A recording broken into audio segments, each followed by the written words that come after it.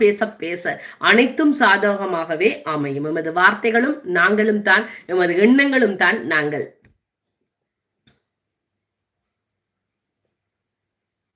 அக்கா ஒரு நாள் டுகெதர் லைவ் போடுங்க என்று சொல்லியிருக்கிறார்.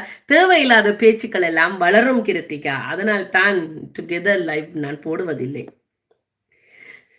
முகம் பொலிவு பெற என்ன செய்யணும் அம்மா என்றால், மனதை மகிழ்ச்சியாக வைத்திருங்கள், விளக்கேற்றுங்கள்.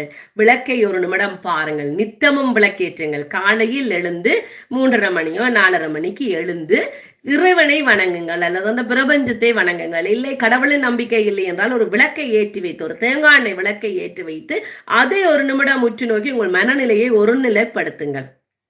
விளக்கேற்றுங்கள். வீட்டிலே விளக்கேற்றி அந்த விளக்கை பார்த்து ஒரு நிமிடமாவது மனதை ஒருநிலைப்படுத்துங்கள். கண்மூடி இருப்பது ஒரு நிலை அல்ல. நீங்கள் எவ்வளவு நேரம் இருந்தாலும் பிரச்சனை இல்லை, ஆனால் ஒரு நிமிடமாவது, அதில் ஒரு நிமிடமாவது உங்கள் மனநிலை ஒருநிலைப்பட வேண்டும்.